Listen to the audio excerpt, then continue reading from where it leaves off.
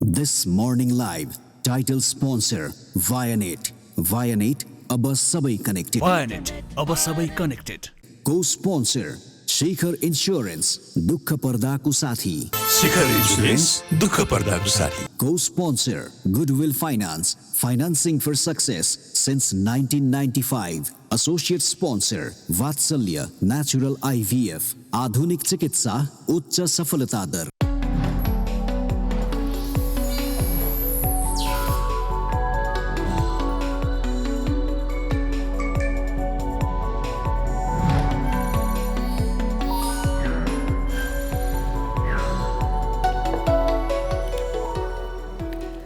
Good morning नमस्कार र शुभ प्रभात.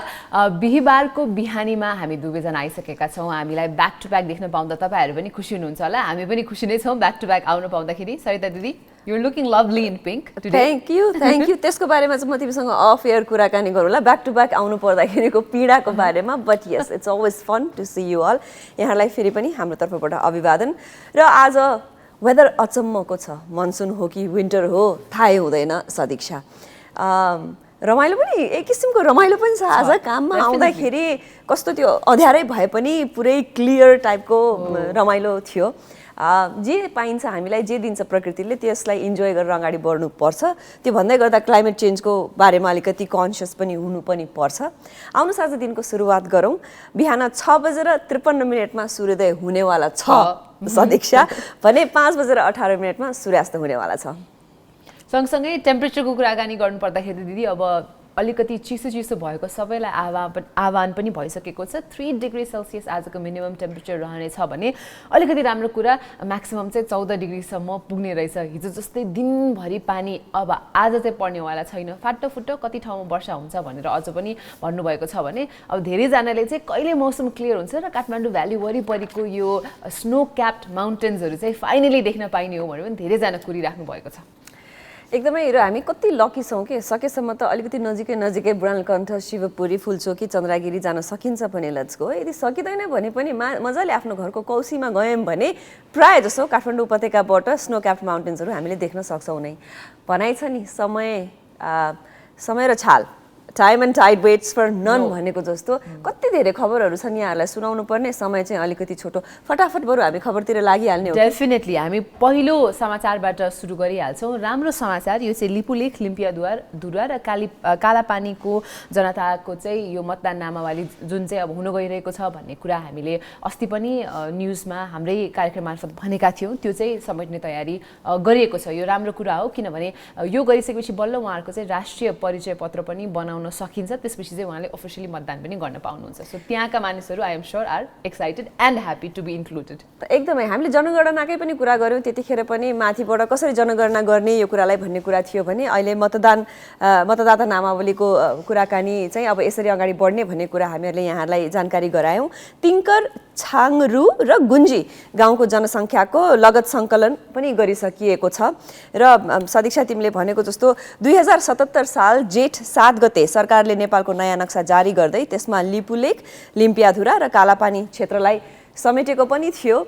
यी समाचारहरू रमाइलो कुराकानी गर्दै गर्दाखेरि फेरि पनि अझै पनि डिप्लोमेटिक तवरमा दुई देशबीच यो कुरालाई क्लियर गरेर अगाडि बढाउनुपर्छ जस्तो चाहिँ हामी सिटिजनले फिल गर्ने कुरा हो. हामीले यहाँबाट हाम्रो क्लेम गर्दै गर्ने, छिमेकी राष्ट्रले उहाँहरूकै भनेर क्लेम गर्दै गर्ने गयो भने चाहिँ यो अगाडि त्यति नबढ्ला. मलाई चाहिँ अझै पनि यसमा एकदम क्लियरली इन्फर्मेसन आइसकेको छ जस्तो मलाई आफूलाई चाहिँ लाग्दैन. अघि भर्खर पनि मेरो प्रश्न थियो कि सो उहाँहरूले नागरिकता कुन चाहिँ देशको छ अहिलेसम्ममा, यी सबै कुराहरू चाहिँ आई थिङ्क प्रश्न चिन्हमै छ जस्तो लाग्छ. Definitely up to discussion. र अर्को कृषकहरूको लागि राम्रो कुरा भनेको चाहिँ अब तपाईँहरूले मलको जुन अभाव यो बजारमा भइरहेको थियो, नेपाल सरकारले चाहिँ मल खरिद गर्ने तयारी गरिरहेको छ. बजेट पनि दिइसकेको छ भनौँ न, किनभने नेपालमा तपाईँ हेर्नुहुन्छ भने कृषि प्रधान देश भएका कारण गर्दाखेरि पनि कम्तीमा 1 वर्षमा पुग्नका लागि 5 लाख मेट्रिक टन जति चाहिँ रासायनिक मल चाहिने रहेछ। तर अब यो रासायनिक मलको अभावले गर्दा धेरैजना कृषकहरू दुःख पीडामा पनि परिराख्नु भएको थियो भने अहिले चाहिँ अफिसियली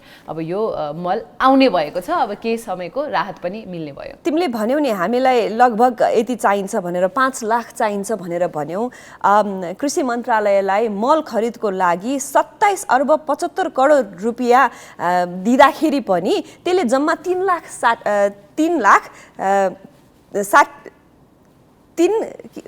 3,60,000 मेट्रिक टन मात्रै, अलिकति कन्फ्युज भए भनेको यत्रो पैसा खर्च गरिसकेर पनि अझै पनि किसानलाई पुग्ने मल चाहिँ आउँदैन रहेछ भनिसकेपछि कति डिमान्ड र सप्लाईमा चाहिँ कति ठुलो यहाँ के भन्छ एउटा हामीले डिफरेन्स देख्यौँ पाइरहेका छौँ। अब अर्को अलिकति दुःखद समाचारको कुरा गर्नु पर्दाखेरि चाहिँ तपाईँहरूले पनि हिजो सामाजिक सञ्जालमा देख्नु भएको थियो होला हैन। यस्तो न्युजहरू पढिरहँदाखेरि कहिलेसम्म भन्ने जस्तो प्रश्न हामी सबैको मनमा आउने गर्छ। एक महिलालाई सामूहिक रूपमा नयाँ बस पार्क क्षेत्रमा बलात्कार गरिएको पाइएको छ हैन। उहाँ चाहिँ बाहिरबाट सुर्खेतबाट काठमाडौँ काम गर्नका लागि भनेर आउनुभएको रहेछ। तर उहाँ बस पार्क छेउको गेस्ट हाउसमा बसिरहँदाखेरि चाहिँ पुस 13 गतेसम्म लगभग 9 जना पुरुषहरूले सामूहिक रूपमा उहाँको बलात्कार गर्नुभएको छ। यी सबै पुरुषहरू पनि फेरि त्यही एरिया वरिपरि चाहिँ कसैको बाहिर धेरैजनाको बाहिर जाने प्रोसेसहरू मिलाएर कुरेर बसिराख्नु भएको रहेछ। तर यो जो पनि समातिनु भएको छ उहाँहरूको अब बाहिर त के जाने, जेल जाने चाहिँ प्रक्रिया मिलाउनु पर्यो जस्तो लाग्छ मलाई। एकदमै फेरि यो घटनास्थल पनि ती महिला पनि 2 दिन मात्रै अगाडि काठमाडौँ कामको खोजीमा आउनु भएको र उहाँको श्रीमान पनि अहिलेसम्म अतोपत्तो नभएको भन्ने कुरा चाहिँ समाचारले जनाएको छ। तर यही घटनास्थल पनि एक ठाउँमा नभइकन 2-3 ठाउँबाट घटनास्थल भएको पुष्टि भएको छ र यी सबैजना जो यो बलात्कारमा संलग्न हुनुहुन्थ्यो उनीहरूलाई चाहिँ पुलिसले पक्राउ पनि गरिसकेको छ। र फेरि तिमीले भनेको जस्तो अहिले कि त भिजा दिन आएका, कि पासपोर्ट बनाएर बसेका, कि उड्नलाई तयारी भएका, यी सबै प्रोसेसमा नै रहेका थिए र वैदेशिक रोजगारीका लागि आएका युवाहरू चाहिँ यो बलात्कारमा संलग्न थिए। यससँगै अब हामी लाग्न चाहन्छौँ कोभिड अपडेटतर्फ। आजको कोभिड अपडेट हेर्दाखेरि पिसिआर टेस्ट गर्नेको कुल सबैजनाको सङ्ख्या चाहिँ 7,608 जनाले टेस्ट गर्नुभएको रहेछ भने यसमा नयाँ केसेसहरू चाहिँ 220 जनामा कोभिड सङ्क्रमण देखिएको छ र रिकभर्ड हुनेहरूको सङ्ख्या एकदमै राम्रो छ। 253 जना कोभिडबाट रिकभर्ड हुनुभएको छ भने कोभिडका कारण मृत्यु हुनेको सङ्ख्या 2 रहेको छ भने एक्टिभ केसेस घट्दै गएको छ। राम्रो कुरा हो। 4,464 जनामा यो कोभिड अब रहेको छ अहिलेसम्म भनौँ। तर हामी एकदमै सचेत हुनुपर्ने कुरा भनेको भारतमा पनि धेरै नै नम्बर्स ड्रास्टिकली बढेको छ। If I am not mistaken हिजो विश्वभरि नै अहिलेसम्मकै सबैभन्दा बढी कोभिड सङ्क्रमितहरू थियो। लगभग 12 लाखभन्दा बढीजना मानिसहरूमा चाहिँ कोभिड सङ्क्रमण देखिएको थियो। सो अहिले चाहिँ ओहो रमाइलो मौसम छ, बाहिर जाउँ, हिउँ खेल्न जाउँ, मास्क नलगाऊ भन्ने होइन कि अहिले चाहिँ झन् सचेत र सतर्क भएर मास्क लगाएर सामाजिक दूरी कायम गर्नुपर्ने बेला हो। किनभने हाम्रो छिमेकी राष्ट्र भारतमा जे हुन्छ हामीलाई थाहा छ, अर्को 3-4 हप्तामा त्यो कुरा नेपालमा पनि हुने सम्भावना धेरै छ। एकदमै। र यो कोभिडकै कुरा गर्दाखेरि अहिलेको ओमिक्रोन भाइरस र भेरिएन्ट ओमिक्रोन भेरिएन्टले चाहिँ सबैभन्दा उच्च सङ्क्रमण दर फैलिएको पुष्टि पनि भएको छ। अहिलेसम्मकै उच्च जर्मनी र बेलायतमा इभन अमेरिका लगायत यी देशहरूमा चाहिँ एकदमै चौथो लहर आएको भनिएको पनि छ र त्यसैले उहाँहरूले चाहिँ सदिक्षा चौथो बुस्टर डोज पनि लगाउने भनेर कुरा गरिराख्नु भएको छ। त्यसैले इभन WHO ले पनि उहाँहरूलाई अलिकति आलोचना गरेको छ कि विश्वका धनी मुलुकहरूले चाहिँ पाउन साथ आफूले कसैले दोस्रो पनि पाउनु भएको छैन भने उहाँहरूले तेस्रो चौथो डोज पनि लगाउनु भनेर उहाँहरूलाई आलोचना पनि गरेको छ। त्यस्तै गरेर एकै दिनमा 12,22,000 मानिसहरूमा सङ्क्रमण देखिएको भने यो पहिलो पटक हो। डेफिनेटली। अब अलिकति पोजिटिभ न्युज चाहिँ हाम्रै छिमेकी राष्ट्र भारतले 2वटा नयाँ भ्याक्सिनहरू अप्रुभ पनि गराएको छ, क्रिएट पनि गरेको छ, अप्रुभ पनि गराएको छ। त्यसको मतलब यो भ्याक्सिनको पहुँच चाहिँ अझ बढी हुन्छ भन्ने हामीले आशा लिएका छौँ। यो कोभोभ्याक्स र कर्बीभ्याक्स नामक यो 2टा चाहिँ भ्याक्सिन सिरम इन्स्टिट्युट अफ इन्डियाले बनाएको छ। बायोलोजिकल ई भन्ने कम्पनीले बनाएको हो हो यो चाहिँ। सो यो 2 भ्याक्सिनहरू आइसके पश्चात चाहिँ अब भारत सँगसँगै भारतका अरू छिमेकी राष्ट्र जहाँ हामी पनि पर्छौँ त्यहाँ पनि यो राम्रोसँग दिइनेछ भन्ने पनि हामीले आशा गरेका छौँ। पहिला पनि कोभिसिल्ड बनाइसकेको भारतले धेरै यी भ्याक्सिन्सहरू चाहिँ सहयोगको रूपमा अनुदानको रूपमा पनि नेपालमा पठाएको थियो। एकदमै भारतमा अहिलेसम्म 8वटा खोपलाई अनुमति दिइसकिएको छ, त्यसमध्ये 3वटा चाहिँ भारतमै बनेका खोपहरू थिए भने अहिले अरू 2टा खोपहरू पनि फेरि विभिन्न चरणमा छन्। यस सँगसँगै यो कोभिड अपडेट सँगसँगै सदिक्षा अहिले एउटा छोटो ब्रेक लिने बेला भइसकेको छ। ब्रेकपछि पुनः हामी यहाँसँग उपस्थित हुने नै छौँ। अहिले भने एउटा छोटो ब्रेक।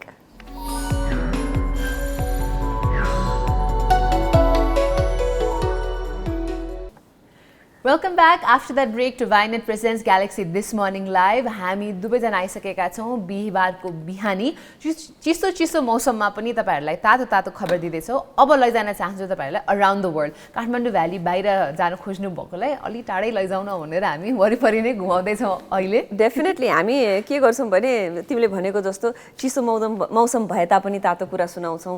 एउटै ठाउँमा बस्नु भएको छ भने पनि देश अथवा देश बाहिर घुमाउँछौँ। त्यसैले त बिहानको मर्निङ सो हेर्न यहाँहरूलाई कति रमाइलो हुन्छ, हामीलाई पनि प्रस्तुत गर्न अति नै रमाइलो हुन्छ। सदिक्षा, जुन पनि कुरा गरे पनि लास्टमा चाहिँ यो आएर कोरोनासँग र भाइरससँग नजोडिकन र यो महामारीसँग नजोडिकन केही खबर हामीले सुनाउनु पाइन्छ अहिलेको दिनमा? केही पनि छैन। झन् अब अस्ति हिजो हामीले ठ्याक्क कुरा गऱ्यौँ टुरिज्मको बारेमा, त्यसपछि चाहिँ एन्टरटेनमेन्ट क्षेत्र पनि हो, मुभी क्षेत्र पनि हो होइन। झन् अब हलिउड र बलिउड मुभिजहरू त अब मेजरली अफेक्टेड। यही कोभिडका कारण $1 बिलियन कमाउने मुभीहरू पनि हुनुहुन्छ भने यही कोभिडका कारण अब स्पेसली हामीले अघि भने जस्तै भारतमा चाहिँ सिनेमा हलहरू धमाधम बन्द भइरहेको, पब्लिक स्कुल्सहरू पनि बन्द भइरहेको कारणले गर्दाखेरि चाहिँ अब सबैजनाको ठुलो ठुलो लगानी भएको चलचित्र चाहिँ अब हामी अहिले नजाने पो हो कि भनेर रिलिज डेटहरू सबैजनाले सारिरहेका छन्। एकदमै रिसेन्टली सूर्यवंशी, स्पाइडरम्यान, पुष्पाले उकासेको बक्स अफिसलाई हालसालै तिमीले भन्यौ यो कन्डिसनले गर्दा पनि र 200 करोड भारतीय रुपैयाँ खर्च भएर बनेको चलचित्र 83 ले खासै केही नगरिसकेपछि चाहिँ अब कुन चाहिँ चलचित्र आएर चाहिँ फेरि बक्स अफिसलाई तताउने हो भन्ने कुराकानी आइ पनि राखेको छ। र यो माहौलले गर्दाखेरि अब इभन नेपाली चलचित्र कठपुतली नेपाली चलचित्र कठपुतलीको पनि एकदम कुराकानी भइरहेको छ। अहिले भर्खर प्रिमियर पनि भयो, पुस 16 गतेदेखि प्रदर्शनमा पनि आउँदैछ। यो सबै कुराले चाहिँ अब देखाउँछु भनेर एउटा मोटिभेटेड भएको मान्छेलाई पनि अलिकति स्केप्टिकल चाहिँ पक्कै पनि बनाएको छ सदिक्षा। डेफिनेटली अब होपफुली सिचुएसन राम्रो भए सँगसँगै मान्छेको विचारधारा पनि बिस्तारै हेल्थ कम्स फर्स्ट र त्यसपछि एन्टरटेनमेन्ट हो। त्यो हिसाबले पनि अलिकति यो ओमिक्रोनको डर कम भइसकेपछि पुनः हलहरू खुलिसकेपछि मान्छेहरू त आउँदा रहेछन् भनेर त अब प्रमाण पनि भइसकेको छ होइन। अब हामी मुभ गर्न चाहन्छौँ अर्को न्युजतर्फ। एउटा सुरक्षित सर्च इन्जिन तपाईँहरू कतिजनाले प्रयोग गर्नुभएको छ छैन, डकडकगो भन्ने छ। यो गुगल जस्तै हो, यसले पनि एउटा सर्च इन्जिनकै काम गर्छ। त यसको प्रयोग चाहिँ लास्ट इयरमा चाहिँ वात्तै बढेको छ अरे दिदी, किनभने आइएम स्योर विभिन्न यो हुन्छ नि लिक भएको डकुमेन्ट्सहरू यस्तो कुराहरूले गर्दाखेरि पनि र गुगलमा के कुरा खोज्ने बित्तिकै भोलिपल्टदेखि एड आउन थाल्ने भएको कारणले गर्दाखेरि पनि यो डकडकगोको सायद प्रयोग चाहिँ एकदमै बढी भएको जस्तो पनि लाग्छ। अब लास्ट इयर भन्दा कम्पेयर गरेर हेर्नुहुन्छ भने 46.4% वात्तै बढेको छ। तर फेरि गुगल कति ठुलो छ भनेर कम्पेयर गर्नुहुन्छ भने ओभरअल सर्च इन्जिनको प्रयोग गर्नेमा गुगल प्रयोग गर्नेहरूको सङ्ख्या 87% छ भने चाहिँ डकडकगो प्रयोग गर्ने 2%। सो एकदमै हाम्रो हुन त यो एउटा कस्तो पनि अर्को सिनोनिम जस्तो भइसकेको छ। केही कुरा सोध्नु पर्यो, केही गर्नु पर्यो भने गुगल इट भन्ने भइ पनि सकेको छ। र तिमीले भनेको कुरा एकदमै सही हो। कहिलेकाहीँ त हाम्रो फोनको कन्भर्सेसन पनि गुगलले सुनेर एकछिनपछि फोनमा तिमीसँग मैले गरेको कुरैको बारेमा एड पठाइदिँदाखेरि वाट भन्ने चाहिँ हुन्छ नै। र तिमीले अघि भन्यौ 2021 सालमा अब धेरैजना बसिसक्नु भएको, घरमा हुनुभएको र फ्री टाइम भएकै भएर पनि होला कुल 23.6 बिलियन प्रश्न चाहिँ डकडकगोमा सोधिएको रहेछ सदिक्षा। सो इन्ट्रेस्टिङ कुराकानी हामी अझ पनि अगाडि बढाउँछौँ। आज ह्यापनिङ टुडेमा तमु लोसारको शुभकामना यहाँहरू सबैजनालाई तमु लोसार मनाइराख्नु भएको छ भने र यसको बारेमा आज हामी होइन त दिदी टपिक अफ द डेमा पनि कुराकानी गर्नेछौँ। एकदमै सदीक्षा, गुरुङ समुदायहरूले फेरि पनि पुरानो वर्षलाई बाई बाई भनेर नयाँ वर्षलाई वेलकम गर्नुहुने दिन पनि हो आज। यसको बारेमा सदीक्षाले भनेको जस्तो आज हामी न्युज पछि विस्तृत रूपमा कुराकानी गर्ने नै छौँ। अहिलेलाई भने ग्यालेक्सी न्युजको समय भएको छ र आज हामीसँग ग्यालेक्सी न्युजमा स्मृति मल्ल हुनुहुन्छ। त्यसपछि फेरि सदीक्षा र म भट्टाभट खबरहरू लिएर यहाँहरूसम्म उपस्थित हुने नै छौँ। अहिलेलाई भने ग्यालेक्सी न्युज।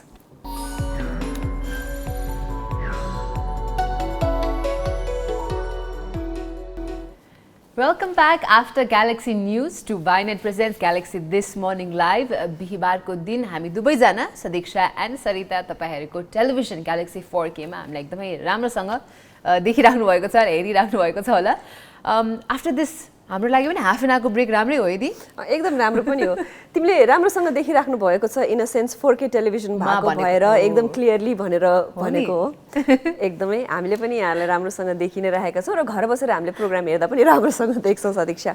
जोक्स अपार्ट, हुन त मङ्सिर 15 देखि फागुन 16 सम्मको समयलाई हिउँदयाम भनिए तापनि तिमीले हिजो भन्दै थियौ नि दिदी आज यसरी पानी पर्यो भनेपछि त अब त गर्मी सुरु हुन्छ हो नि। मलाई चाहिँ त्यस्तो लागेको थियो कि I thought and I was hoping that यो विन्टर चाहिँ विन्टर नभइकन सकोस् भनेर, तर त्यो अब मनको इच्छा मात्रै हो। अब भगवान्ले होइन नानी अझै बाँकी नै छ, पखन अलिअलि पानी पारिदिन्छु, अलिअलि हिउँ पारिदिन्छु भनेर हिजो पारिदिनु भयो। त्यही भएर तपाईँले देख्न सक्नुहुन्छ यति धेरै हिजो टिकटकमा त ओहो म दङ्गै परेको। सबै जसको हेरे पनि हिउँमा नाचिराख्नु भएको छ, खेलिराख्नु भएको छ, रमाइलो गरिराख्नु भएको छ। एक मनले चाहिँ म पनि पुग्न पाएँ हुने, तर त्यो ट्राफिक जाम अनि त्यहाँ पुगिसकेपछि मान्छेहरू मास्क खोलेर रमाइलो गरेको देखेपछि चाहिँ ए होइन ठिकै छ, बरु म सिरकभित्रै बस्छु घरमा भने जस्तो पनि लाग्यो। अनि एकदमै तिमीले सोध्दै गर्दा भगवान्ले होइन मैले नै पनि कहाँ हुन्छ के अरे माघ 15देखि पुसदेखि माघ 15कोलाई त हामीले कोर जाडो त भन्छौँ नै। माघ 15 सकिसकेपछि र शिवरात्रिमा त्यो धुनी बालिसकेपछि चाहिँ जाडो गएको हो कि भनेर भन्छौँ। तर पनि फेरि तिमीले अहिलेको कन्करेन्ट इस्युमा कुरा गर्नु पर्दाखेरि पानी परे सँगसँगै काठमाडौँ वरिपरि अथवा हिमाली भेगहरूमा पनि हिमपात भएको पनि छ। र सदीक्षाले भनेको जस्तै के अरे नेपाल हुन त हामी अझ अरू देशहरूभन्दा अझ राम्रो छौँ भनेर भन्छौँ, तर पनि एसियाको स्विजरल्यान्ड भनेर भन्दै गर्दा यो नेपालकै भिडियो फुटेजहरू हो भने एकदमै आजकल त त्यो हेर्दाखेरि चाहिँ यो नेपालै हो नि है, नेपालमा पनि यस्तो छ भन्दाखेरि हाम्रो देश साँच्चीकै कति खतरा भनेर कि तराईदेखि लिएर हिमाल यस्तो डाइभर्सिटी छ। त्यही कारण हिजो पनि हामीले जस्तो टुरिज्मकै कुरा गरिराख्दाखेरि पनि हिल स्टेसन्सहरूको कुरा गर्दा पनि साँच्चीकै त्यसरी डेभलप गर्न सकियो भने त नेपाल त वुड बी इन्क्रेडिबल होइन।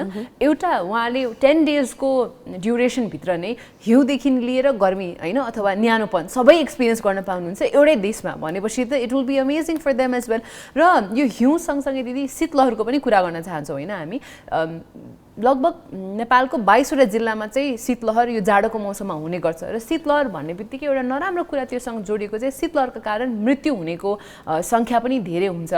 अनि हिजो हिउँ पर्दाखेरि पानी पर्दाखेरि रमाइलो लाग्दाखेरि मेरो पनि मनमा कतिचोटि चाहिँ मेरो आफ्नै पेरेन्ट्सहरू पनि मोटरसाइकल चलाएर जानुहुन्छ, कति गाह्रो भयो होला उहाँहरूलाई।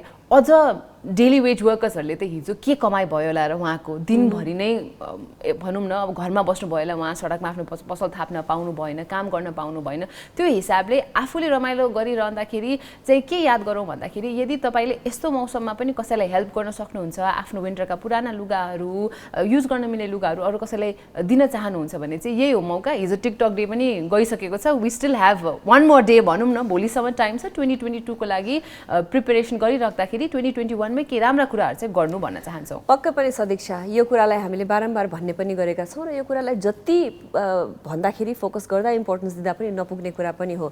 सदीक्षाले भनेको जस्तो हामीले एउटा ह्युम्यानिटेरियन एक्ट त्यो नाताले हामीले न्यानो लत्ता कपडा हामीसँग छ, युज भएको युज नभएको छ भने दिने आफ्नो ठाउँमा छ भने अहिले यसरी प्रादेशिक सरकार छुट्याइएको पनि छ। अघि भर्खरै सदीक्षाले भन्यो कि डिसेम्बरदेखि यो हामीले जुन सिजन भन्यौँ जाडोयामको यसमा वर्षेनी 30 देखि 45 जनाको शीतलहरले मृत्यु हुन्छ। यो थाहा भइसकेपछि यो त कुनै फेरि प्राकृतिक प्रकोप होइन कि ओहो आयो हामीले यसमा पूर्व तयारी गर्न पाएनौँ भन्न मिल्दैन। भनिसकेपछि यतिखेर चाहिँ स्थानीय निकायले कहिल्यै पनि शीतलहरबाट यतिजनाको मृत्यु भयो भन्ने खबर चाहिँ भन्न नपरोस् भन्ने चाहिँ हाम्रो चाहना हो कि सदीक्षा। डेफिनेटली यसकै बारेमा हामीले एउटा रिपोर्ट पनि तयार पारेका छौँ, त्यो रिपोर्ट पनि यहाँलाई देखाउन चाहन्छौँ अब वाइनेट प्रेजेन्ट्स ग्यालेक्सी दिस मर्निङ लाइभमा। मङ्सिर 15 देखि फागुन 16 गतेसम्मको अवधिलाई हिउँदयाम मानिन्छ। अहिले हिउँदयाम सुरु भइसकेको छ। पश्चिमी न्यूनचापीय प्रणालीको प्रभाव बढेसँगै नेपालका अधिकांश स्थानमा चिसो बढेको जल तथा मौसम विज्ञान विभाग अन्तर्गत मौसम पूर्वानुमान महाशाखाले जनाएको छ। आइतबारदेखि सुदूरपश्चिम प्रदेश हुँदै उक्त प्रणाली नेपालमा प्रवेश गरेको हो। देशका उच्च पहाडी र हिमाली भेगमा मंगलबार रातिदेखि हिमपात भएको छ। अहिले देशभर सामान्यदेखि पूर्ण बदली रही अधिकांश स्थानमा हल्का वर्षा र उच्च हिमाली तथा पहाडी भेगमा हिमपात भइरहेको छ। तराईका केही स्थानमा बाक्लो हुस्सु लागेको छ।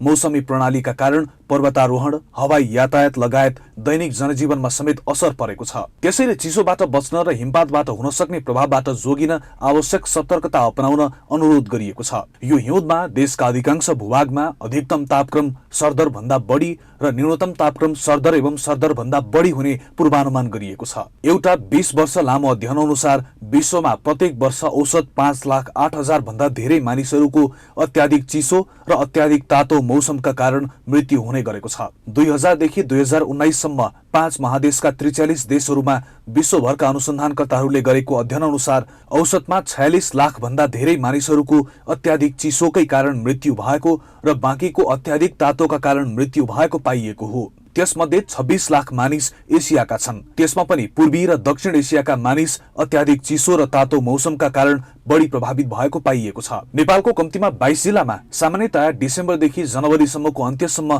शीतलहर आउँछ। 2.5 दशक यताको तथ्याङ्क हेर्दा नेपालमा शीतलहरबाट वर्षेनी 30 देखि 45 जनासम्मको मृत्यु हुने गरेको छ। आजदेखि मौसममा क्रमिक सुधार आउने भए पनि दिउँसो देशभर अधिकांशदेखि सामान्य बदली रही थोरै स्थानहरूमा हल्का वर्षा र उच्च पहाडी तथा हिमाली भूभागहरूका केही स्थानमा हल्कादेखि मध्यम हिमपातको सम्भावना रहेको छ।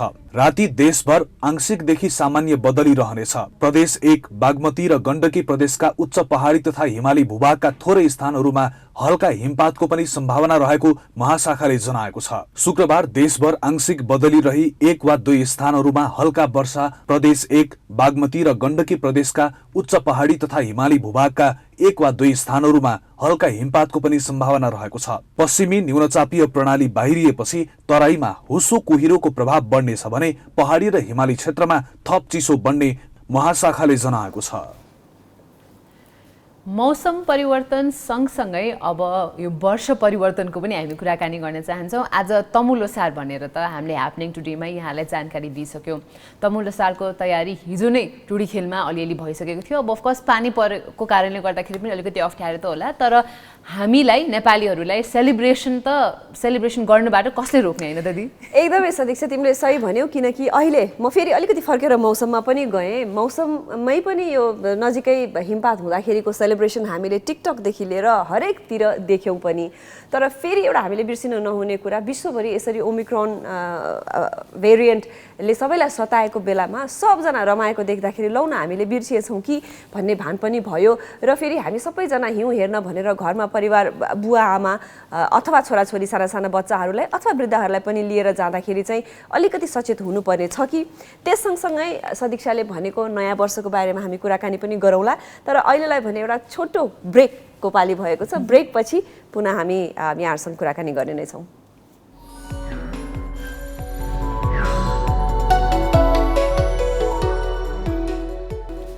ब्रेकपछि पुनः स्वागत छ। यहाँहरू सबैजना हेर्दै हुनुहुन्छ Vianet presents Galaxy this morning live. र आज हामी म चाहिँ एकदमै एक्साइटेड छु भनेर तपाईँले थाहा पाइहाल्नुभयो ब्रेकमा जानुभन्दा अगाडि। आज अनि हाम्रो तमु लोसार भनेर अगाडि तम्सिसकेको मान्छे होइन। सो आज के कस्तो भइरहेको छ दिदी? आज एकदमै रमाइलो छ। आज तिमीले अघि पनि भन्यौ, हामीले सुरुमा पनि भनेका थियौँ, आज गुरुङ समुदायहरूले पुरानो वर्षलाई बिर्सेर नयाँ वर्ष सुरु गर्ने दिन तमु लोसार हो। यसको हाम्रो तर्फबाट यहाँहरू सबैजनालाई तमु लोसार मनाउनु हुनेहरूलाई धेरै धेरै शुभकामना। र यो वर्ष चाहिँ मलाई इन्ट्रेस्टिङ लागेको चाहिँ चराचुरुङ्गी र चराचुरुङ्गीहरूलाई मानिदो, चराचुरुङ्गी र जनावरको नामबाट चाहिँ वर्ष मनाइदो रहेछ। कस्तो रमाइलो इन्ट्रेस्टिङ फ्याक्ट। बरु सदीक्षा, हामीले भन्नुभन्दा पनि यसैसँग सम्बन्धित हामीसँग भिडियो रिपोर्ट छ। Definitely I think picture speaks 1,000 words, भिडियोले झन् कति बोल्ने हो होइन। त्यही कारणले यो तयार पारेको रिपोर्ट हामी यहाँले देखाउँदैछौँ तमु लोसार बारे। हरेक वर्ष पुस 15 गते गुरुङ समुदायले पुरानो वर्षलाई बिदाई गरी नयाँ वर्षलाई स्वागत गर्दै तमु लोसार पर्व मनाउँछन्। लोको अर्थ वर्ष र सारको अर्थ फेरिनु भएकाले वर्ष फेरिने दिनलाई तमु लोसार भनिएको गुरुङ समुदायको विश्वास छ। यस वर्ष पौष 14 गते राति 12 बजे गाई वर्षलाई बिदाई गरी 15 गतेदेखि बाघ वर्षलाई स्वागत गरिन्छ। परापूर्व कालमा गुरुङ समुदायले वर्षलाई गन्न 12 जनावर र चराचुरुङ्गीको नामबाट नयाँ वर्षको नामाकरण गरेको मानिन्छ। मुसापछि गाई, बाघ, बिरालो, सुङ्गा, सर्प, घोडा, भेडा, बाँदर, चरा, कुकुर र मृग गरी 12 जनावरका नामबाट वर्षको नामाकरण गरिएको छ। हरेक वर्षको पुष 15 मा गुरुङको वर्ग वर्ष फेरिन्छ। गुरुङ समुदायमा हरेक शुभ अशुभ कार्य गर्दा वर्ग हेरेर गर्ने गरिन्छ। तमु संस्कृति अनुसार तमु लोसार खुशी साथ सामूहिक भोज, सांस्कृतिक कार्यक्रम एवं नाचगान गरेर मनाइन्छ। पुष 15 गतेको रात सबैभन्दा लामो हुने र यसपछिका रात घट्दै जाने मानेर पनि तमु लोसारको विशेष महत्व रहेको नेपाल तमु विद्यार्थी झोजधीका केन्द्रीय अध्यक्ष पुकार गुरुङले बताए। तमु लोसार हामीले प्रत्येक वर्ष पुसको 15 गते मनाउने गर्दछौँ।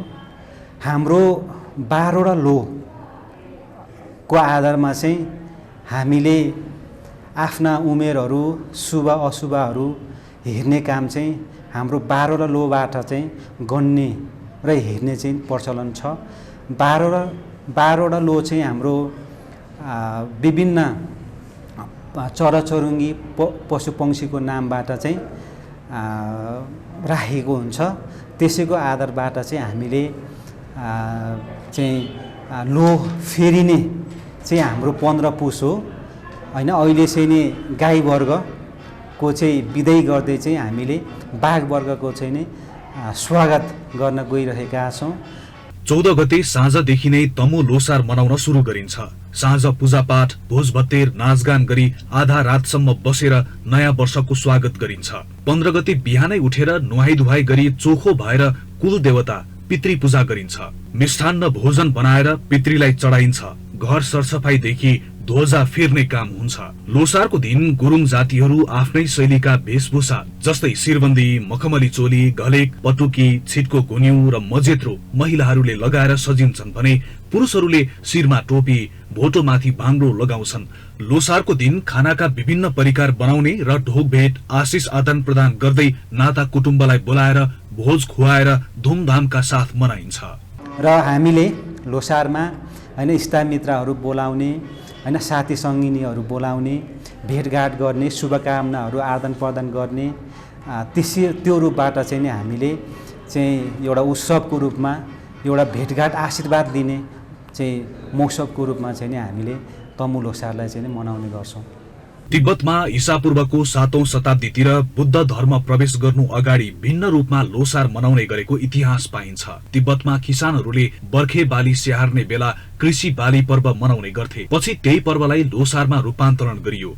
आजसम्म पनि प्राप्त ऐतिहासिक स्रोत अनुसार नेपालमा गुरुङको आगमन चीनबाट तिब्बत हुँदै ईसाको पहिलो शताब्दीतिर भएको देखिन्छ। त्यति बेला गुरुङहरू बोन धर्ममार्गी अर्थात् प्रकृति पूजक थिए। त्यति बेलैदेखि गुरुङहरूले पनि लोसार मनाउँदै आइरहेका थिए भन्ने अनुमान गरिन्छ।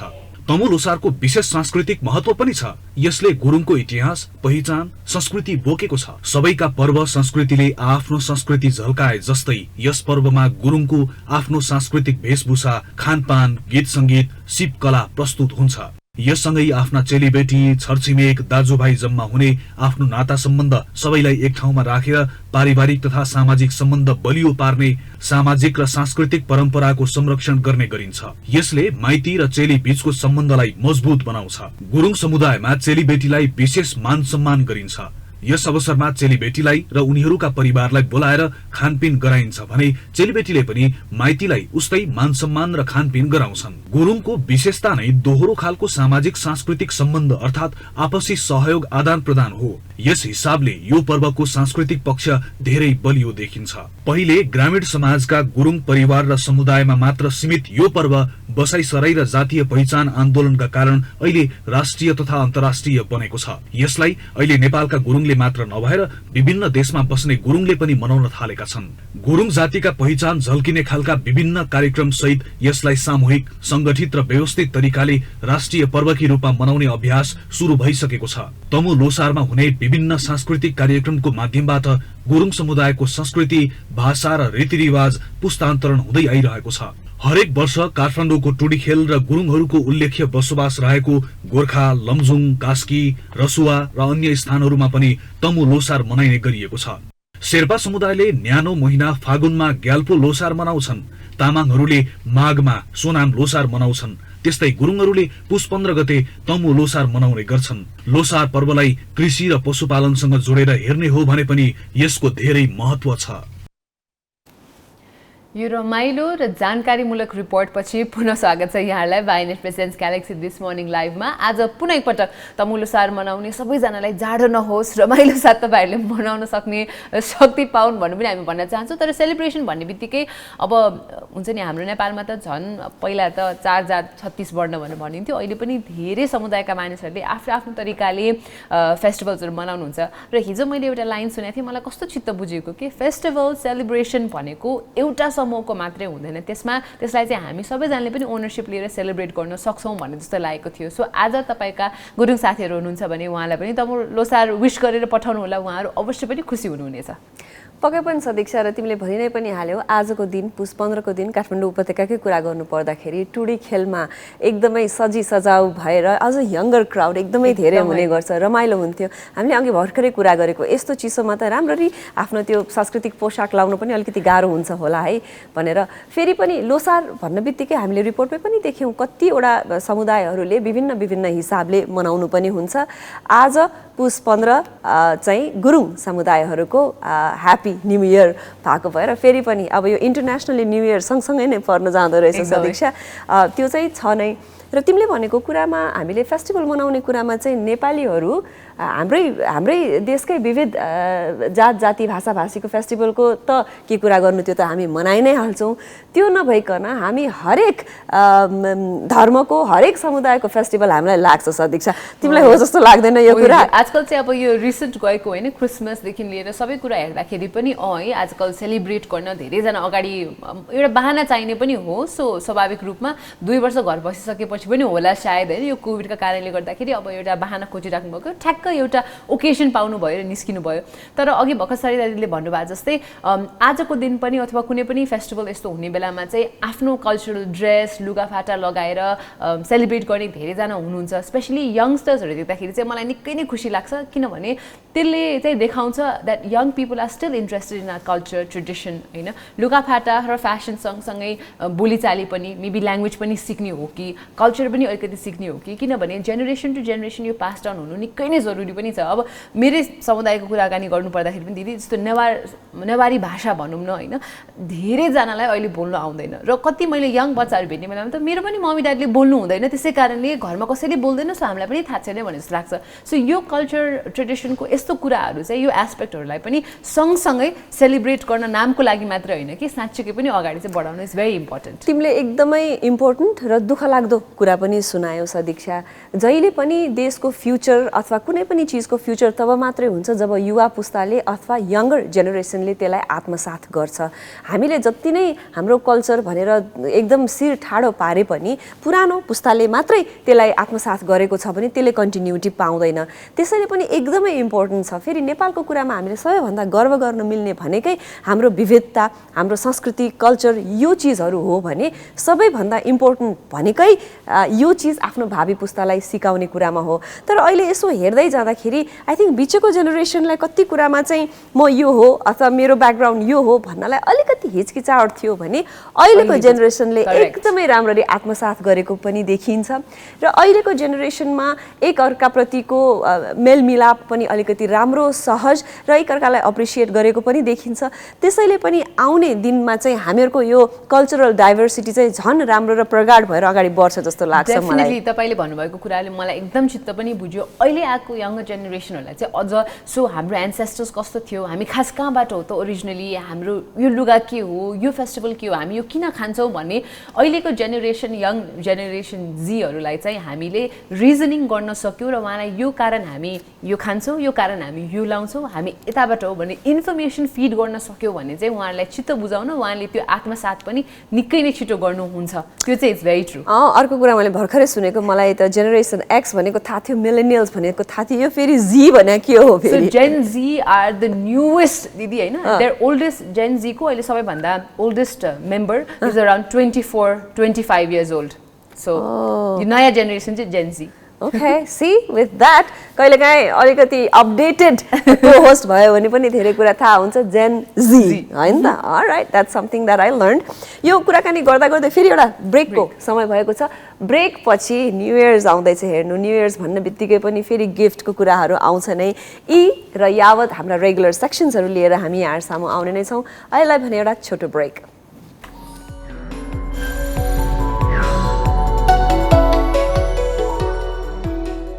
यो छोटो मिठो ब्रेक पछि स्वागत छ यहाँहरू सबैजनालाई वाइनेट प्रेजेन्ट्स ग्यालेक्सी दिस मर्निङ लाइभमा। र अब हामी लाग्न चाहन्छौँ सिधै गिभ अवे तर्फ। आज चाहिँ दिँदैनौँ, आज इन्फर्म चाहिँ गर्छौँ so that you don't miss this opportunity भनेर। अब न्यू इयर आउँदैछ, दिदीले अघि पनि भनिहाल्नु भयो, हामीले न्यू इयरका लागि स्पेसली एउटा गिभ अवे पनि तयार पारेका छौँ। गर्नुपर्ने कुरा एकदमै सिम्पल, तपाईँ दिनको 24 घण्टा फोनमा टिकटक, इन्स्टाग्राम, फेसबुक, युट्युब चलाइराख्नुहुन्छ भने दिस मर्निङ लाइभ सर्च गर्नुहोस्, हाम्रो सबै अफिसियल ह्यान्डल्सलाई फलो गर्नुहोस्, आफ्नो साथीभाइलाई पनि फलो गर भनेर यसो ट्याग गर्नुहोस्। अनि हामी ठ्याक्क भोलि नै होइन त दिदी, एकदमै भोलि नै हामी को विजेता हुनुहुन्छ, यहाँले के पाउनु भयो भनेर भोलि हामी यहाँहरूलाई खुलाउने पनि छौँ। सदिक्षाले भनेको जस्तो 1 मिनट पनि लाग्दैन यसमा भाग लिनको लागि, र यहाँ चाहिँ कति राम्रा राम्रा गिफ्टहरूको विजेता बन्न पाउनुहुनेछ। अब गिफ्टहरू के छन् त भनेर भन्दाखेरि, यो गिफ्ट प्रोभाइडर चाहिँ हामीसँग कस्टम धागोको कति राम्रो स्वेट सर्ट हामीले पाउँछौँ। यो नयाँ वर्ष कति भयो नयाँ वर्ष सदिक्षा? 2022? त्यही त अलरेडी 2022। सो हामीले कथालयबाट बुक्सहरू पनि पाउन सक्नुहुन्छ, केक स्टेसनबाट केक पनि एउटा फ्री रहेको छ, साउन्ड थेरापी रहेको छ, स्वध्यान जहिले पनि म अलिकति स्वध्यान होइन, त्यस्तै गरेर हामीसँग फेरि कर्नर क्रन्चीको हेर न 2500 को हामीले फुड भाउचर पाउँछौँ। त्यो भनेको त मजाले दुईजना गएर न्यू इयर सेलिब्रेट गर्न पाइन्छ। र फेरि पनि अब चाहिँ 2022 भन्नलाई चाहिँ युज टु हुन पर्ने भएछ। अनि 2022 हेर न, योपालि नम्बर पनि कस्तो रमाइलो रहेछ। अब मलाई यो भर्खरै कसैले भनेको कुरा भन्छु होइन, यो तपाईँहरूलाई पनि भन्छ जस्तो लाग्छ होला। सो यो 2022 को कुराकानी गर्दाखेरि चाहिँ बिस्तारै भन्यो भने 2022 हुन्छ अरे के, अनि मैले नभन भनेको बुझ्नुभयो? Oh my God, no, exactly. no. So I don't want 2020 twice. No. We don't want 2022. We just want a restart and 2022. a new beginning. So यो 2022 लाई चाहिँ हामी स्वागत गर्न चाहन्छौँ पर्सी with lots of new energy। अनि तपाईँहरूले यो 2 वर्षमा अल्झिएर अलिकति हुन्छ नि लड्दै पढ्दै अगाडि बढ्नु भएको छ भने we would want to wish you a very happy new year. अहिलेदेखि मुडमा आउनुहोस्, किनभने कतिजनालाई चाहिँ यो लास्ट 2 इयर्स निकै नै गाह्रो पनि भएको छ। तर now with 2022 let's start a fresh. तिमी किन त्यो ब्रेक गरी 2022 भनिरहेको छौ? मलाई झन् त्यसले अगाडि तिमीले भनेकै कुरामा लगेछ, याद आयो। सो अब लेट्स रिफ्रेश होइन, अनि अब हामी ट्रेन्ड्स अफ द विक तर्फै जाउँ दिदी। एकदमै। र तिमीले भर्खरै भनेको कुराले एउटा के पनि याद दिलाउँछ भने मान्छेहरू कति आत्तिनु भएको रहेछ त। अहिले आउन लागिरहेको यस्तो नयाँ वर्षलाई पनि सम्झिँदाखेरि त्यसरी चाहिँ सम्झिन नपरोस् भनेर मान्छेले अलरेडी काउन्ट गर्न थालिसकेछ। फेरि पनि नयाँ वर्षसँग नयाँ जोस, नयाँ जाँगर र यो पुरानो यो भेरिएन्टहरू, यी भाइरसहरू फालिएर जाउन् भन्दै अब आजको दिनको कुरा गरौँ। ट्रेन्डिङमा कहिले कति राम्रा कुराहरू पर्छन्, कहिले कति नराम्रा कुराहरू। अहिले हामीसँग एउटा छोटो भिडियो जुन भाइरल भएको थियो, ट्रेन्डिङमा थियो, हामी सबैले नहेरेका कोही पनि छैन होला, त्यसको बारेमा एकचोटि यहाँलाई पनि हामी भिडियो क्लिपिङ्स देखाइ नै हाल्छौँ अनि कुराकानी गरौँला।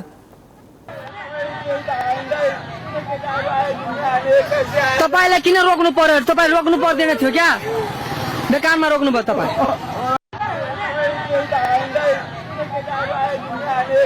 तपाईँलाई किन रोक्नु पर्यो? तपाईँ रोक्नु पर्दैन थियो क्या? बेकारमा रोक्नु भयो तपाईँ। अरे यो चाहिँ एकजना ट्रक चालक हुनुहुन्थ्यो, उहाँको ट्रक जलाइएको थियो, उहाँ रुँदै हुनुहुन्थ्यो। सीके राउतले गर्नुभएको सिराहाको बन्दमा किन सवारी चालन चलाइएको भनेर किसानलाई गहुँ वितरण गर्न जान लाग्नु भएको ट्रक सवारी चालकलाई त्यसरी रोकेर उहाँको ट्रक जलाइएको चाहिँ हामीले देख्यौँ। अब यसमा के भन्ने, अघि हामीले देखाएको भिडियो इज काफी to let everybody know what's going on. दिदी अब यस्तो समाचार सुन्दाखेरि यस्तो भिडियो हेर्दाखेरि कामका लागि निस्किनु भएको कोही मान्छेको सम्पत्ति हो त्यो कति मेहनत गरेर उहाँले त्यो जोड्नु भएको छ होला लोन तिर्दै हुनुहुन्छ होला सायद हैन त्यसले नै उहाँको परिवार धान्दै हुनुहुन्छ होला बन्द विभिन्न कारणले गर्दाखेरि कति जायज होला नि कति बेकारमा गरिएका बन्द पनि होला हैन त्यो हिसाबले अरु कसैलाई मर्का पर्ने गरिकन अरु कसैको आँखाबाट आँसु नै आउने गरिकन मन रुवाउने गरिकन यस्ता कार्यहरु चाहिँ गर्नु हुँदैन है यो चाहिँ निकै नै नराम्रो पनि भन्छौं हामी यसको भत्सना पनि गर्छौं किन भनेर कसैले रोजगारीका लागि केही काम गर्दैछ भने कमसे कम तपाईको जुन मोटिभले गर्दाखेरि तपाईले बन्द गर्नु भए पनि यसरी आम जनमानसलाई चाहिँ गाह्रो हुन दिनु चाहिँ हुँदैन हैन यो this is totally wrong this is रङ तपाईलाई केही कुरा चित्त बुझ्दैन तपाईसँग एज अ सिटिजन प्रोटेस्ट गर्ने हक छ तर there is a way to do the protest तपाईले अर्कालाई सर्वसाधारणलाई दुःख दिएर सर्वसाधारणको सामानहरू जलाइदिएर र यो ट्रक मात्र होइन सदीक्षा त्यतिखेर लगभग 1 दर्जन सवारी साधनहरूमा तोडफोड गरिएको थियो फेरि हामी भर्खरै यत्रो ठुलो द्वन्द थ्रु निस्किएका छौं कुनै पनि नेपाली नागरिकले यी चीजलाई अप्रिशिएट गर्दैन ए यो हाम्रो राज्यमा चाहिएको थियो देशमा चाहिएको थियो भन्दैन यो चाहिँ एकदमै गलत पनि भयो र यो त्यो सवारी साधन जलाउनु हुने 4 जनालाई चाहिँ प्रहरीले पक्राउ पनि गरिसकेको छ अब यो पक्राउ मात्रै गरेर भएन जसरी यो भिडियो भाइरल भयो नि दिदी हैन यस्तो दुःखको कुरा यो पक्राउ गर्ने मान्छेहरुलाई पनि के सजाय भयो यस्तो कुराहरु पनि थाहा दिनु पर्यो सो दैट हुन त पोलिटिकल पार्टीहरुले कुनै समूहले गर्छ तर उस्काउने मान्छेहरुले उस्कायो भन्दैमा आफ्नो बुद्धि विवेक त घर छाडेर आउनु भएन नि त हैन यस्तो सेन्सिटिभ हुन सक्छ कसैको ज्यान जान सक्थ्यो आगलागी नराम्रो पनि हुन सक्थ्यो त्यही कारणले अलिकति सेन्सिटिभ हौ यो पक्राउ गरेको मान्छेहरुले चाहिँ के भइराछ भनेर हामी पनि जान्न इच्छुक छौं यसको बारेमा सायद हामीले पछि भविष्यमा थाहा पायो भने यहाँलाई भन्ने पनि छ एकदमै त्यस्तै गरेर कस्तो छ भने अहिले पहिला भयो भने कि ओलम्पिक्स गेममा आफ्नो नाम झण्डा बोकेर आएको प्लेयर्सहरु खेलेको देख्दाखेरि एकदम गर्वले ढक्क फुलिन्थ्यो भने आजकल यो टिकटक यो भाइरल हुने जमाना ट्रेन्डिङमा पर्ने जमानामा हरेक चीज चाहिँ कहाँकोलाई थाहा पनि भइसकेको हुन्छ यस्तै ट्रेन्डिङको अर्को चर्चामा एकदमै चिरपरिचित र एकदमै पपुलर नेपालीहरुलाई विश्व सामु आफ्नो खानाको माध्यमबाट चिनाउन सफल हुनुभएका शेफ सन्तोष शाह पनि ट्रेन्डिङमा पर्नु भएको छ सदीक्षा एकदमै हामीले उहाँलाई त ठ्याक्क त्यही दिन नै बधाई पनि दिइसकेका थियौं हैन उहाँले master chef the professionals rematch जित्नु भएकोमा तर उहाँले त्यो जितिसकेपछि त्यो ट्रफीसँग फोटो राख्दाखेरि त धेरै जनाले उहाँलाई कंग्रेचुलेशन्स त्यो फोटो धेरै जनाले रिशेयर गर्नुभयो much deserve congratulations we knew you would win तपाईले गर्न सक्नुहुन्छ नेपाललाई कस्तो प्राउड बनाउनु भयो मैले कमेन्टहरु जसरी हेर्दाखेरि it was just only love and respect हैन सो एक आपसलाई हामीले यस्तो राम्रो तरिकाले पनि साथ दिन सक्छौं तर कोही नेपाली जुन सुकै कम्पिटिसनमा गए पनि सिंगिङ डान्सिङ ट्यालेन्ट कुकिङ जता भए पनि यो आत्मीयता चाहिँ एकदमै रमाइलो र एकदमै राम्रो छ नेपालीहरु बीच चाहिँ एकदमै र शेफ सन्तोष शाहको एकदमै रमाइलो कुरा चाहिँ के हो भने उहाँ जहिले पनि एकदमै नेपालीहरुको जुन बानी छ नि हँसिलो रसिलो त्यो उहाँले देखाउनु हुन्छ हैन अनि अर्को कुरा टक्क लाएर मजाले हामीहरुको नेपाली टोपीमा सजित पनि हुनुहुन्छ उहाँ र अर्को कुरा त अहिले संसारमै एकदम यो भिगन फुड एकदम पपुलर भएर गइरहेको छ मान्छेहरु अब कति जनाहरु एनिमल राइट्स या हेल्थ कन्शियस भएर पनि फेरि ब्याक टु प्लान्ट्स को मा जाँदाखेरि चाहिँ अहिले उहाँले बनाउनु भएको परिकार फेरि नेपालीहरुको महान चाड दशैंमा खाइने परिकारहरूलाई भिगन फुड भिगन भर्जनमा यस भिगन भर्जनमा प्रस्तुत गर्नु भएको सबै हिसाबले हाम्रो फेस्टिभल हाम्रो मौलिकता हाम्रो स्वादलाई यसरी विश्वभरि चिनाउनु भएकोमा फेरि पनि हाम्रो तर्फबाट धेरै धेरै धन्यवाद र यदि भन्दै हामी अब लाग्न चाहन्छौं ब्रेक तर्फ एउटा छोटो ब्रेक लिन्छौं दिदी र त्यसपछि पुनः हामी टुडे इन हिस्ट्री आज के भइरहेको छ त्यसपछि सँगसँगै टीएमएल स्पोर्ट्स लिएर पनि आउने छ त्यसैकारण च्यानल चेन्ज नगर्नुस् ग्यालेक्सी 4K नै हेरिराख्नुस् will come back to Vianet presents Galaxy this morning live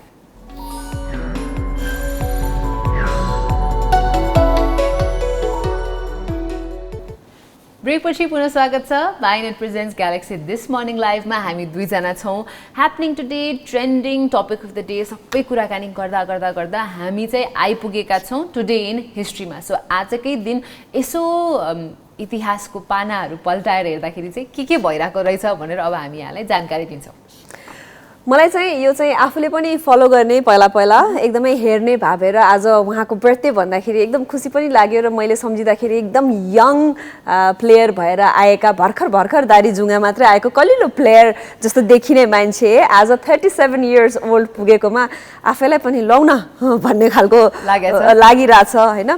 फेरि पनि NBA का प्लेयर LA लेकर्स का एकदमै माइकल जोर्डन पछि अर्को एकदमै ठुलो इन्फ्लुएन्सरको रूपमा आएका लेब्रन जेम्स 1984 मा जन्मिएका थिए। उनी आज 37 इयर्स भए। उनले धेरै अवार्डहरू पनि पाए, ओलम्पिक्समा पनि 2टा गोल्ड मेडलहरू पनि पाए, धेरै MVPsहरू पनि पाए र एकदमै मलाई पर्सनली मन पनि पर्ने प्लेयरको लागि आज हाम्रो तर्फबाट ह्यापी बर्थडे भन्न चाहन्छु। Happy birthday LeBron James. उहाँले गेम्सहरू गोल्ड मेडल सँगसँगै टन्नै पैसा पनि कमाउनु भएको छ होइन। We should not miss out on that because sports player specially basketball खेल्ने खेलाडीहरू चाहिँ युएसमा धेरै पपुलर पनि हुनुहुन्छ र उहाँले पनि हि इज अमास्ड अराउन्ड $41.18 million उहाँले एनुअली कमाउनुहुन्छ ओन्ली थ्रु लेकर्स। उहाँको होइन त्यो गेमबाट मात्रै एनुअली त्यति कमाउनुहुन्छ एन्ड ओभरअल हेर्ने पनि उहाँको नेटवर्थ $850 million को पनि रहेको छ। So a very happy birthday. तपाईँको बर्थडे त एकदमै राम्रोसँग तपाईँले सेलिब्रेट गर्नुहुन्छ होला, त्यसमा त कुनै शङ्का नै छैन। ट्रु। र त्यस्तै गरेर अर्का एकदमै हुन त गल्फ जगतमा सबैभन्दा चिर परिचित र नामुद गल्फर भन्दाखेरि पनि फरक नपर्ला, उहाँको रियल नेम भन्दा पनि टाइगर वुड्स भनेर चिनिनुहुन्छ। एल्ड्रिक टन को आजको दिन डिसेम्बर 30 1975 मा उहाँ जन्मिनु भएको थियो। उहाँ 46 इयर्स ओल्ड हुनुहुन्छ आज। उहाँको पनि birthday. Happy birthday to Tiger Woods as well. उहाँ त ग्लोबल स्टार पनि हुनुहुन्छ होइन।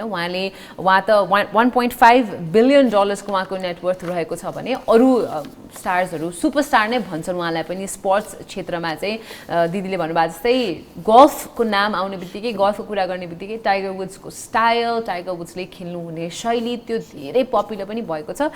बिचमा अलिकति उहाँको विभिन्न कारणले गर्दाखेरि इमेज र राम्रो न्युजमा हाइलाइट हुनु भएन, तर एज अ गुड स्पोर्ट्सम्यान उहाँले आफ्नो लाइफलाई पनि अगाडि बढाउनु भएको छ and he started playing again as well. So a very happy birthday to Tiger Woods. एकदमै हेर्नु तिमीले भनि पनि हाल्यौ उहाँको एकदमै डेन्जरस कार रेकमा पनि परेर धेरै समय थेरापीमा पनि बस्नु पनि परेको थियो। फेरि पनि यी सबै कुरालाई बिर्सेर आज कति हौ उहाँको 46औं जन्मदिनमा ह्याप्पी बर्थडे टाइगर वुड्स। हाम्रो दिस मर्निङ लाइभको सेटबाट यहाँलाई बर्थडे विसेस।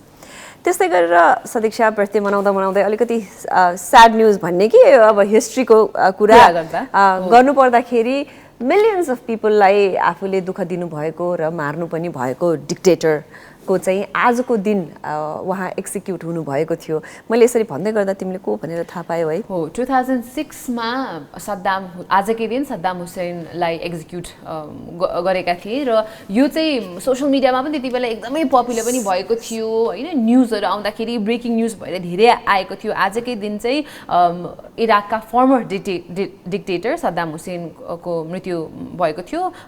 उहाँलाई चाहिँ अब एकदमै नोटोरियस पनि हो, इनफेमस भनौँ न दिदी होइन। त्यही कारणले यो चाहिँ 9/11 को अट्याक को बारे पनि अब उहाँलाई धेरै लाछना पनि लगाइएको थियो। उहाँ मोस्ट वान्टेड क्रिमिनल पनि हुनुहुन्थ्यो र आजकै दिन 2006 मा चाहिँ ही वाज एक्जिक्युटेड। र एकदमै त्यस सँगसँगै यो अब हामीले सबैले सुनेको हाम्रो एरा भएर होला, हामीले धेरै टेलिभिजनमा पनि हेरिरहेको उहाँको स्ट्याचुहरू ढलाइएको चिजहरू मेन स्ट्रिम मिडियाहरूले गरेको हुनाले उहाँलाई फलो गरिरहेको र उहाँको एक्जिक्युसन डेलाई पनि त्यही हिसाबले मेन स्ट्रिम मिडियाले देखाएका। त्यतिखेरका अमेरिकाका तत्कालीन प्रधानमन्त्री जर्ज डब्ल्यू बुश उहाँले वार अन टेरर भनेर इराकमा गरिसकेपछि उहाँको एक्जिक्युसन चाहिँ अझै पनि हाम्रो हिस्ट्री नै भन्दै गर्दा पनि त्यो इमेजेसहरू ताजै छ के सदीक्षा? र फर गुड वा फर ब्याड थाहा छैन, तर त्यो एक्जिक्युसन पछि चाहिँ अब यो मिडल इस्ट कन्ट्रिजहरू चाहिँ it's never been the same होइन। तर एनिवे आज यो कुरा हामीले इन्फर्म गरेका हौँ टुडे इन हिस्ट्री के भएको थियो त भनेर। र यसपछि पनि हामी टिएमएल स्पोर्ट्सतर्फ जान्छौँ, तर त्योभन्दा अगाडि एउटा ब्रेक चाहिँ लिइहालौँ। एउटा छोटो ब्रेक पनि लिउँ र सधैँ मैले आफैले गरेको गल्ती आफैले महसुस पनि गरेँ होइन। के भयो भने हामीले जहिले पनि प्रधानमन्त्री भनेको मैले अमेरिकाको पनि प्रधानमन्त्री भनेको थिएँ। र कुराकानी गर्दा गर्दै हामी अब अलिकति हिस्ट्रीबाट साइड चेन्ज गरेर स्पोर्ट्सतिर पो लाग्ने हो कि? हुन्छ हुन्छ दिदी, हामीले टिएमएल स्पोर्ट्सलाई अघि बढाउँछौँ विदाउट एनी ब्रेक्स, किनभने समय पनि है दिदी एकदमै छोटो छ जस्तो पनि लाग्यो। अब टिएमएल स्पोर्ट्सको कुराकानी गर्दाखेरि चाहिँ प्रिमियर लिगको कुरा गर्नु परिहाल्यो। प्रिमियर लिग आजको गेमभन्दा अगाडि चाहिँ हिजो के भएको थियो भनेर यहाँलाई हामी भन्न चाहन्छौँ। चेल्सी भर्सेस ब्राइटनको गेममा चाहिँ ड्र भएको थियो। हामीले सायद चेल्सीले जित्छ भनेर घोषणा गरेका थियौँ जस्तो लाग्छ, प्रिडिक्ट गरेका थियौँ भनौँ न होइन। सो चेल्सी र ब्राइटनको 1-1 भएको थियो भने त्यस्तै अर्को गेम ब्रेन्टफोर्ड र म्यान्चेस्टर सिटीको चाहिँ 0-1 भएको थियो। सो म्यान्चेस्टर सिटीले चाहिँ 1 गोल हान्न सफल। र तिमीले हिजोको स्कोर्सहरू दिँदै गर्दा आजको खेलको बारेमा पनि कुरा गरौँ सदीक्षा। आज त्यही युजुअल समय नेपाली टाइम बिहान 2 बजे म्यान्चेस्टर युनाइटेड र बर्नलेको खेल छ र त्यसमा चाहिँ हाम्रा फुटबल पण्डितले एउटा पोटेन्सियल विनर भनेर चाहिँ म्यान्चेस्टर युनाइटेडले जित्छ भनेर भन्नुभएको छ। लेट्स सी व्हाट ह्यापन्स, त्यो हामी भोलि पत्ता लगाउँला। त्यस्तै गरेर FC Barcelona signs a Manchester City stars for 55 million euros. Wow! Lot of money. Yeah, यो फुटबल र फुटबलसँग सम्बन्धित यी लिग्सहरू, यी फुटबल क्लब्सहरू र यससँग सम्बन्धित पैसाले चाहिँ कहिलेकाहीँ तिरिमिरी झ्याइने हुन्छ सदीक्षा। डेफिनेटली यस्तो यति धेरै पैसा छ है भन्ने जस्तो पनि लाग्छ होइन स्पोर्ट्समा। तर यो कुराले गर्दाखेरि चाहिँ ओभरअल सबै स्पोर्ट्स फ्यानहरूलाई इन्सपायर पनि गर्नुपर्छ र इन्सपायर पनि हुन्छन् होला। र अब इन्सपिरेसन कहिलेकाहीँ पैसाले आउँछ, कहिलेकाहीँ सम्मानले आउँछ। एउटा एकदमै रोचक घटना के भएछ भन्दा अहिले इन्डियाको गोवामा चाहिँ यङ मान्छेहरू, बोइज एन्ड गर्ल्स, युथलाई इन्सपायर गर्नको लागि चाहिँ क्रिस्टियानो रोनाल्डोको एउटा ब्रास स्ट्याच्यु चाहिँ बनाइएको छ। It's a massive brass statue. उहाँले गोल हान्नै लागेको अथवा स्कोर गर्नै लागेको जस्तो खालको ब्रास स्ट्याच्यु बनाउनु भएको छ। यो कुराले गर्दाखेरि चाहिँ राम्रो पनि कुराहरू न्युजहरू आइरहेछ, नराम्रो पनि न्युज आइरहेछ। So it is up for debate that इन्डियाको यो सिटी गोवामा चाहिँ यो इन्स्टल गरेपछि राम्रो भयो कि नराम्रो भनेर। अब यस्तो छ, कस्तो पनि के मोटिभले गरिएको भन्ने हुँदो रहेछ कि हरेक सिक्काका 2 पाटा भनेको जस्तो सदीक्षा। त्यो जुन स्ट्याच्यु भर्खर हामीले यहाँलाई स्क्रिनमा देखायौँ त्यो 410 किलोको स्ट्याच्यु छ होइन। अब यसले धेरैलाई मोटिभेट गरिन्छ भने त्यो एउटा ठिक पनि छ, तर जुन पैसा जुन यसमा सबै चिजहरू खर्च भयो त्यो चिजहरू चाहिँ मेबी अरू त्यस्तै चिजमा खर्च गर्न सकिन्छ कि भन्ने प्रश्न पनि थियो भने यसलाई यो अब गोवामा पहिल्यैदेखि पोर्चुगिजको एउटा शासन होइन र त्यहाँ पोर्चुगिजको ठुलो सङ्ख्यामा पुराना पोर्चुगिजहरू पनि हुँदै गर्दाखेरि त्यसलाई अलिकति राजनीतिकरण पनि गरिएको, त्यसलाई मन नपराइएको पनि सिचुएसन भए हुनाले के सही के गलत भनेर चाहिँ प्रश्न चिन्ह चाहिँ पक्कै पनि छ सदीक्षा। डेफिनेटली कस्तो अब कतिजनाले चाहिँ क्रिस्टियानो रोनाल्डो नै किन त्यहीँकै लोकल फुटबलर्सहरूकै स्ट्याच्यु राखेर पनि त इन्सपायर गर्न सकिन्थ्यो, त्यो झन् बढी राम्रो हुन्थ्यो कि भन्ने जस्तो पनि छ। कतिले चाहिँ अब छिट्टै त्यो गोवाले पनि 60th एनिभर्सरी मनाउँदैछ होइन, फ्रिडम फ्रम यो पोर्चुगिज शासनहरूबाट हटेको 60th एनिभर्सरी मनाउने उहाँहरूको छिट्टै नजिक आउँदैछ। यो बेलामा क्रिस्टियानो रोनाल्डोको स्ट्याच्यु अनवेल गर्नु चाहिँ कस्तो मूर्ख काम गरेको यो भनेर पनि धेरैजनाले भनिराख्नु भएको रहेछ। सो अगेन यु नो त्यो पर्सेप्सन हो नि त, ब्युटी लाइज इन द आइज अफ बिहोल्डर भने जस्तै कुनै पनि कुराले तपाईँलाई के फिल गराउँछ भने त्यो तपाईँ आफैमा भर पर्छ। कतिले त्यो स्ट्याच्यु देखेर ओहो 410 किलोको यो ठुलो क्रिस्टियानो रोनाल्डो स्ट्याच्यु, उहाँ जस्तै म पनि बन्छु भनेर कतिजना लाग्नुहुन्छ होला भने उहाँले अरू धेरै कुरा अब होइन तपाईँले भने जस्तै यो शासन अलिकति पोलिटिकल पनि हिसाबले लिँदाखेरि चाहिँ यो नराम्रो स्टेप हो कि भन्ने जस्तो पनि लाग्न सक्छ। कस्तो हुँदो रहेछ पनि मोटिभ के हो भनेर खेल आफैमा कसैलाई मोटिभेट गर्छु केही कुरा गर्छु भने त्यो नराम्रो कुरा होइन, तर कुन मोटिभले त्यहाँ राखिएको छ भन्ने कुरा चाहिँ पक्कै पनि प्रश्न चिन्ह उठ्छ। पोर्चुगिजकै प्लेयर भएका हुनाले र पोर्चुगिजको बस्ती पहिला भएको र त्यहाँ हिस्ट्री पनि त्यसकै अलिकति तिक्त सम्झन मन नलाग्ने खालको हिस्ट्री त्यहाँका बासिन्दाहरूलाई भएको हुनाले चाहिँ प्रश्न चिन्ह उठेको पनि हो। र समय पनि हेर न, तिमीले भन्यौ नि ठ्याक्क 60th इन्डिपेन्डेन्स त्यो मनाउने एनिभर्सरी मनाउने भन्दै गर्दा त्यो समयमा हुँदाखेरि प्रश्न चिन्ह उठेको हो। त्यही स्ट्याच्यु अहिले काठमाडौँमा हुन्थ्यो भने पक्कै पनि यसलाई राम्रो रूपमा पनि लिइन्थ्यो होला पनि। त्यही भएर खेल आफैमा राम्रो कुरा हो, तर जब राजनीति मिसिन्छ नि तब त्यो नेपालमा होस् चाहे विश्वको कुनै पनि कुनामा राम्रो चाहिँ अवश्य पनि हुँदैन। टिएमएल स्पोर्ट्सलाई यतै बन्द गर्दै हामी अब तालचा खोल्न चाहन्छौँ कोट फर द डे को। र आज चाहिँ टाइगर वुड्स जसको बर्थडे रहेको छ, उहाँले नै भन्नुभएको एउटा कोट मार्फत आजको कार्यक्रम पनि हामी टुङ्ग्याउन चाहन्छौँ। सो टाइगर वुड्सले भन्नुभएको छ, Never listen to other people's expectation. You should live your life and live up to your own expectation. हुन पनि हो धेरैजनाको कुरा सुन्दै गऱ्यो भने ओहो तिमीले त यो गर्नुपर्ने तिमीले त यो गर्न सक्थ्यौ भनेर एक्सपेक्ट गर्दै गर्नुहुन्छ त्यो फुलफिल गरिरहँदा आफैलाई दुःख भएको पत्तै लाग्दैन तिमीले यस्तो राम्रो यो कोटेसन पढ्यो मलाई त वाह वाह वाह वाह भन्न पनि मन लागेको थियो होइन अर्को कुरा सही हो कस्तो हुँदो रहेछ भने अर्काको लागि हामीले केही गर्न थाल्यौँ अरूलाई खुसी बनाउन थाल्यौँ भने एउटा न एउटा पोइन्टमा ऊ दुखी त भइ नै हाल्छ त्यसैले आखिरमा लास्टमा ऊ दुखी नै हुने हो भने आफ्नो मनले अर्कालाई बिगार नगरौँ अर्कालाई दुःख नदिउँ होइन सकेसम्म सबैको भलो सोचौँ तर त्यो भन्दैमा आफूलाई गर्न मन लागेको कुरामा सेक्रिफाइस गर्नु चाहिँ त्यो सबैभन्दा ठुलो मूर्खता हो जस्तो लाग्छ है सदिक्षा मलाई चाहिँ मैले लाइफमा ढिलै आएर यो कुरा आफूले पत्ता लगाएको भएर I can speak about it के सो आजको कुराकानी यही राख्दै आजको कोटबाट तपाईँले पनि इन्सपिरेसन पाउनुभयो होला र इयर 2022लाई चाहिँ मैले छिटो भने दिएँ इयर 2022लाई चाहिँ तपाईँले अरू कसैको पनि एक्सपेक्टेसनको भार नबोकिकन फ्रिली आफ्नै एक्सपेक्टेसन आफ्नै गोल्स टार्गेट्सहरू सेट गरेर अगाडि बढ्नुहुन्छ भन्ने हाम्रो इच्छा